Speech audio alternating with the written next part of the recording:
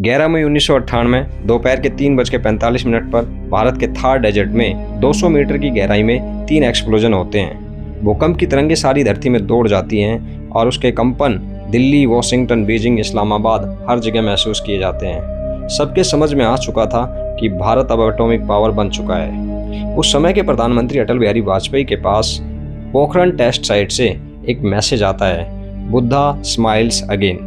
दुनिया के लिए ये सब अचानक था और भारत के लिए 50 साल की यात्रा थी। सीक्रेसी और बलिदान की यात्रा, वैज्ञानिक प्रतिभा की यात्रा, राजनीतिक साहस की यात्रा। भारत की परमाणु कहानी को समझने से पहले एक व्यक्ति को समझना बहुत जरूरी है। उसका नाम था होमी जहांगीर भाभा। नाम से ही पता चलता है कि इंसान बड़ा विचित्र रहा होगा। भाभा का जन्म 1909 में बंबई के प्रतिष्ठित पारसी परिवार में हुआ। कैम्ब्रिज से शिक्षित थे, जहां उन्होंने 20वीं सदी के महानतम भौतिक शास्त्रियों की निगरानी में प्रशिक्षण पाया। एक ऐसा व्यक्ति जो अपना पूरा जीवन यूरोप की प्रयोगशाला में बिता सकता था, परंतु उसने अपने देश वापस आना चुना। भारतीय स्वतंत्रता से 3 साल पहले यानी 1944 में भाभा ने दारोबजी टाटा ट्रस्ट को एक पत्र लिखा। वह पत्र अपने समय के लिहाज से असाधारण रूप से दूरदर्शी था। उन्होंने भारत में institute for fundamental scientific research की स्थापना का प्रस्ताव रखा और उसी पत्र में उन्होंने लिखा कि एक ऐसा प्रोग्राम भी चलाया जाए टू हार्नेस एटॉमिक एनर्जी। उस पत्र में उनके विचार बहुत स्पष्ट थे और दूरदर्शी थे। उन्होंने लिखा कि परमाणु ऊर्जा एक बार सिद्ध हो जाने पर दुनिया को बदल देगी और अगर भारत महान राष्ट्रों की सूची में अपना स्थान पाना चाहता है तो उसे बिल्कुल पीछे नहीं रहना चाहिए। टाटा ट्रस्ट इस बात के लिए तुरंत राजी हो गया और इस तरह Tata institute of fundamental research की स्थापना हुई। होमी भाभा को 36 साल की उम्र में फाउंडिंग डायरेक्टर बनाया गया। 2 साल बाद 15 अगस्त 1947 को भारत आज़ाद हुआ तो उस वक्त के प्रधानमंत्री जवाहरलाल नेहरू और होमी भाभा के बीच में एक साझेदारी बनती है, जिसमें भारत परमाणु युग का केवल दर्शक नहीं बनेगा बल्कि भारत उसे आकार देने में भी भागीदार होगा। 1948 में स्वतंत्रता के मात्र 1 वर्ष बाद भारतीय संसद में एटॉमिक एनर्जी एक्ट पास हुआ और Indian commission of atomic energy की स्थापना हुई। शुरुआती दिनों में एटॉमिक एनर्जी मिशन को सिविलियन पर्पज के लिए बताया गया। इसके उद्देश्य पावर जनरेशन, मेडिकल रिसर्च और साइंटिफिक एडवांसमेंट बताए गए, पर इन सब के पीछे होमी भाभा के मन में कुछ और ही चल रहा था।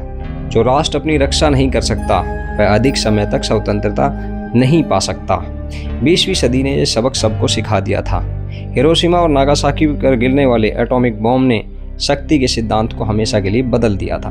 तो यह निश्चित किया गया कि भारत शांतिपूर्ण परमाणु ऊर्जा अपनाएगा, पर वह यह भी सुनिश्चित करेगा कि जरूरत पड़ने पर उसके पास परमाणु हथियार बनाने की सारी आवश्यक चीजें भी हों, जैसे ज्ञान, ढांचा और क्षमता। भाभा ये भली भांति जानते थे कि उनके पास न्यूक्लियर प्रोग्राम के लिए लगभग कुछ भी नहीं है। ना उनके पास कोई रेडियो केमिस्ट है, ना कोई स्पेशलिस्ट इन रिएक्टर फिजिक्स है, ना ही उनके पास यूरेनियम का भंडार है और ना ही उनके पास पैसे हैं। तो उनको सब कुछ जीरो से शुरू करना था। उन्होंने सैकड़ों यंग इंडियन साइंटिस्ट को विदेशों में भेजा, कुछ ब्रिटेन के हार्वेल में, कुछ कनाडा के चॉक रिवर में, कुछ अमेरिका के ऑर्गन में, कुछ फ्रांस के साकले में। उन्होंने वहां जाकर reactor physics, radio chemistry, metallurgy और न्यूक्लियर इंजीनियरिंग सीखी। फिर सारे एक एक करके घर वापस लौटते हैं। यही भाभा की सबसे बड़ी चाल थी। वे केवल एक प्रयोगशाला नहीं बना रहे थे बल्कि एक पीढ़ी को तैयार कर रहे थे। साल 1956 स्वतंत्रता के मात्र 9 वर्ष बाद भारत ने अपना पहला परमाणु रिएक्टर चालू किया, जिसका नाम था अप्सरा। इस रिएक्टर को बनाने में ब्रिटेन ने हमारी हेल्प की। यह दुनिया की नज़र में काफ़ी छोटा रिएक्टर था, पर भारत के लिए एक सुनहरे भविष्य की तरफ पहला कदम था। इसके बाद अमेरिका और कनाडा की मदद से हमने सीरियस रिएक्टर बनाया। सीरियस रिएक्टर बहुत इंपॉर्टेंट था क्योंकि इससे काफ़ी मात्रा में प्लूटोनियम प्राप्त होता था एज ए बाई प्रोडक्ट। दोस्तों, प्लूटोनियम किसी भी एटॉमिक बम का हार्ट होता है। इसके बिना परमाणु बम नहीं बनाया जा सकता और अब भारत इसे आराम से काफ़ी मात्रा में बना रहा था। हमने आधिकारिक तौर पर दुनिया को बताया कि प्लूटोनियम को हम शांतिपूर्वक उद्देश्य के लिए यूज करेंगे, रिसर्च के लिए यूज करेंगे और भविष्य में कॉम्प्लिकेटेड रिएक्टर में इसका यूज होगा। हमने दुनिया को ये नहीं बताया कि हम इसकी मदद से एटॉमिक बम बनाने वाले हैं। दुनिया भारत के तैयार होने का इंतजार नहीं कर सकती थी। इतिहास जैसा हम सोचते हैं वैसा नहीं है, वो एकदम से चकमा देता है। अक्टूबर 1962 चीनी सेना भारी संख्या में हिमालय पर आ गई। भारतीय सेना के पास ना तो पर्याप्त हथियार थे और ना ही हिमालय जैसी ऊंचाई पर लड़ने की उनके पास कोई ट्रेनिंग थी। युद्ध में भारत की अपमानजनक हार होती है। युद्ध मुश्किल से 1 महीने चला, हजारों किलोमीटर की भूमि चली गई। हिंदी चीनी भाई भाई का मिथक हमेशा के लिए टूट गया। भारत को बैक टू बैक कई झटके लगे। मई 1964 में नेहरू जी की मृत्यु हो जाती है और सबसे बड़ी बात तो तब होती है जब अक्टूबर 1964 में चाइना ने शिनजियांग के रेगिस्तान में अपना पहला एटॉमिक बॉम्ब टेस्ट किया। एक पल में साउथ एशिया की जियोपॉलिटिक्स चेंज हो गई। अब भारत के सबसे बड़े प्रतिद्वंदी के पास परमाणु शक्ति आ चुकी थी। वही देश जिसने अभी अभी युद्ध में भारत को अपमानित किया था। चारों तरफ बस एक ही क्वेश्चन था, भारत को अब क्या करना चाहिए। होमी भाभा ने एक पल भी नष्ट किए बगैर सीधे ऑल इंडिया रेडियो पर जाकर ऐलान कर दिया कि भारत अगर चाहे तो 18 महीने में परमाणु बम बना सकता है। यह कोई धमकी नहीं थी, बल्कि जानबूझकर दिया गया संदेश था। यह संदेश था चीन को, पाकिस्तान को, दुनिया को और खासकर भारत की अपनी सरकार को कि उनके पास अभी विकल्प जिंदा है, निराश होने की बिल्कुल ज़रूरत नहीं है। लाल बहादुर शास्त्री, जो कि जवाहरलाल नेहरू के उत्तराधिकारी थे, शास्त्री जी गांधीवादी थे और न्यूक्लियर रेस के पक्ष में बिल्कुल नहीं थे, पर देश हित को देखते हुए उन्होंने भाभा को अपना मिशन पूरा करने की अनुमति दे दी। लेकिन भारत के भविष्य में कुछ और लिखा था। जनवरी 1966 में लाल बहादुर शास्त्री जी ताशकंद गए तो उनकी मृत्यु हो गई, जो आज भी भारत के लिए एक मिस्ट्री है। वो प्राकृतिक रूप से मरे या उन्हें मरवाया गया। साथ ही 24 जनवरी 1966 को सिर्फ 11 दिनों के बाद होमी जहांगीर भाभा एक प्लेन क्रैश में डेथ हो जाती है। ये प्लेन था बोइंग 707, जिसने बॉम्बे से जिनेवा के लिए उड़ान भरी थी और रास्ते में माउंट ब्लैंक से टकरा जाता है, जिसमें कहा जाता है कि इसके पीछे CIA का हाथ था। अब देश का न्यूक्लियर प्रोग्राम पूरी तरह से अनाथ हो चुका था। 2 सप्ताह से भी कम समय में भारत ने अपने प्रधानमंत्री और पूरे परमाणु कार्यक्रम का वास्तुकार दोनों को खो दिया। कार्यक्रम तो भविष्य में भी जारी रहेगा, पर उसे भाभा जैसा संरक्षक कभी नहीं मिलेगा। एक ऐसा व्यक्ति जो विज्ञान और राजनीतिक दोनों के में समान रूप से दक्ष था, जिसने अकेले ही भारत की परमाणु क्षमता को अस्तित्व में लाया था। लाल बहादुर शास्त्री के बाद देश की कमान को इंदिरा गांधी ने संभाला। इंदिरा गांधी कोई वैज्ञानिक नहीं थी, पर उनके अंदर एक ऐसा गुण था जो शायद उनके पिता में नहीं था, दृढ़ इच्छा शक्ति। उन्हें पता था जैसे हम चाहते हैं संसार वैसा नहीं है, उसमें शक्ति ही एकमात्र चीज़ है जिसका सम्मान होता है। दिसंबर 1971 में भारत ने पाकिस्तान के साथ युद्ध किया। 13 दिनों में ही भारत ने पाकिस्तान को परास्त किया। बांग्लादेश को पाकिस्तान से अलग कर दिया। 93,000 पाकिस्तानी सैनिकों ने सरेंडर कर दिया। स्टालिनग्राड के बाद दुनिया का ये सबसे बड़ा सरेंडर था, पर इस युद्ध ने कुछ चीज़ें उजागर की।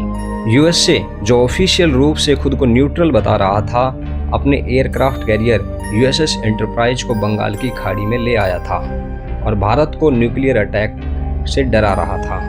जानकार बताते हैं कि इंदिरा गांधी इस बात से इतनी आहत हुई कि उन्होंने ऐसा कहा कि भविष्य में ऐसा दोबारा नहीं होना चाहिए, और भाभा की जगह अब डॉक्टर राजा रमन्ना ने ले ली थी, एक ऐसा भौतिक शास्त्री जो भाभा के साथ काम कर चुका था और जो प्रभावशाली वैज्ञानिक प्रतिभा के साथ प्रशासनिक कुशलता को भी जोड़ते थे।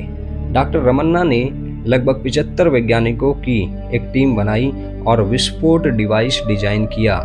इस डिवाइस का डिजाइन बिल्कुल नागासाकी पर गिराए गए बम के डिजाइन जैसा था, और इस बात की खबर अमेरिका और कनाडा को ना चलने दी, जो कि सीरस रिएक्टर बनाने में हमारी मदद कर रहे थे। 1974 में न्यूक्लियर डिवाइस को टुकड़ों में पोखरण तक पहुंचाया गया, वहां उसे असेंबल किया गया। न्यूक्लियर डिवाइस की खबर उन आर्मी इंजीनियर तक को नहीं थी जिन्होंने डिवाइस रखने के लिए गड्ढा खोदा था। 18 मई 1974 सुबह 8:05 पर 107 मीटर की गहराई पर विस्फोट किया जाता है। धरती हिली, मरुस्थल में दरारें पड़ी, रेत और धूल का एक विशाल गुब्बार सा बन गया। कंट्रोल रूम में डॉक्टर रमन्ना ने फ़ोन उठाया और दिल्ली में इंदिरा गांधी को फ़ोन लगाया और कहा कि Buddha has finally smiled. Bharat ने इसे शांतिपूर्वक विस्फोट बताया। पूरी दुनिया से कड़ी प्रतिक्रिया आने लगी। कनाडा ने तुरंत भारत के साथ सारा परमाणु सहयोग निलंबित कर दिया। अमेरिका ने डिप्लोमेटिक प्रेशर डालना शुरू किया और पाकिस्तान ने अपना परमाणु कार्यक्रम डॉक्टर AQ खान की अगुवाई में तेज कर दिया। ऐसा करके भारत ने दक्षिण एशिया की राजनीति बदल दी थी। पर भारत ने फिर अगले 24 वर्षों तक कोई परीक्षण नहीं किया। भारत को NPT नॉन प्रोलिफिकेशन ट्रीटी पर साइन करने के लिए बाध्य किया गया, परंतु भारत ने कभी भी NPT पर साइन नहीं किया, ये कहकर कि ये ट्रीटी परमाणु रंग भेद की नीति को अपनाती है। USA, UK, France, China, USSR ने तो एटॉमिक बम बना लिए, पर कोई दूसरा ना बना ले, ये ट्रीटी इस बात की पक्षधर है। इसके चलते भारत ने बहुत सारी सैंक्शंस को झेला, दुनिया ने भारत का बहिष्कार किया और भारत ने हार न मानी। भारतीय इंजीनियरों ने स्वदेशी रिएक्टर डिजाइन करने शुरू किए और बनाए। भारत ने प्लूटोनियम को संभालने की तकनीक को विकसित किया तथा भारतीय रसायन शास्त्रियों ने प्यूरेक्स नामक तकनीक को डेवलप किया। प्यूरेक्स तकनीक में न्यूक्लियर रिएक्टर में यूज हुए फ्यूल से प्लूटोनियम निकाला जाता है। भारत ने DRDO की निगरानी में बहुत से हथियार डिजाइन भी किए और विकसित भी किए। 1980 के दशक में भारत ने ध्रुव न्यूक्लियर रिएक्टर बनाया जो पूरी तरह से स्वदेशी था। इन सब के दौरान पाकिस्तान अपने बम दिशा में तेजी से आगे बढ़ रहा था। उसने चीन की सहायता से बम डिवाइस के डिजाइन को तैयार किया। साथ ही पाकिस्तान के फादर ऑफ एटॉमिक बम पर न्यूक्लियर टेक्निकल सीक्रेट चोरी करने का इल्जाम भी लगाया जाता है। अमेरिकी खुफिया विभाग का ऐसा मानना है कि 1990 आते आते पाकिस्तान ने भी अपना एटॉमिक बम लगभग बना लिया था। 1995 में PV नरसिम्हा राव की सरकार में भारत एक बार फिर परमाणु परीक्षण करना चाहता था, परंतु अब की बार पोखरण की एक्टिविटी अमेरिका के स्पाई सैटेलाइट के नज़र में आ जाती है। वाशिंगटन से एक फ़ोन कॉल आता है और भारत को अपना मिशन वहां रोकना पड़ता है। तब भारत ने ये इरादा बनाया कि अगली बार अमेरिका को पता चले तब तक परीक्षण हो चुका होना चाहिए। मार्च 1998 अटल बिहारी वाजपेयी भारत के प्रधानमंत्री बनते हैं, एक ऐसा नेता जो सदियों में एक बार पैदा होता है। अटल बिहारी जी का ये मानना था भारत एक महान सभ्यता है, एक महान राष्ट्र है और उसके साथ वैसा ही व्यवहार होना चाहिए। भारत किसी से दबकर नहीं रह सकता। और इसके बाद जो हुआ अमेरिका की नाक के नीचे हुआ। पूरी दुनिया देखती रह गई, सारी दुनिया की सैटेलाइट और टेक्नोलॉजी धरी की धरी रह गई। 11 मई 1998 को दोपहर के 3:45 पर पोखरण में 3 बम एक साथ फटे, जिसमें एक हाइड्रोजन बम भी बताया जाता है। इस सारे मिशन की जिम्मेदारी 2 लोगों के कंधे पर थी, डॉक्टर R चिदम्बरम और डॉक्टर APJ अब्दुल कलाम। डॉक्टर अब्दुल कलाम ने विस्फोट के तुरंत बाद कंट्रोल रूम से फ़ोन उठाया और दिल्ली में लाया। फ़ोन के दूसरी तरफ थे अटल बिहारी वाजपेयी।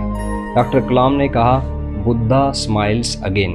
2 दिन के बाद में 13 मई 1998 को 2 बम और ब्लास्ट होते हैं। पता चल गया कि भारत ने 48 घंटों में 5 बम ब्लास्ट किए हैं और दुनिया अपने सारे खुफिया नेटवर्क, सारी सैटेलाइट निगरानी, सारी कूटनीतिक दबाव के बावजूद भारत को रोक न सकी।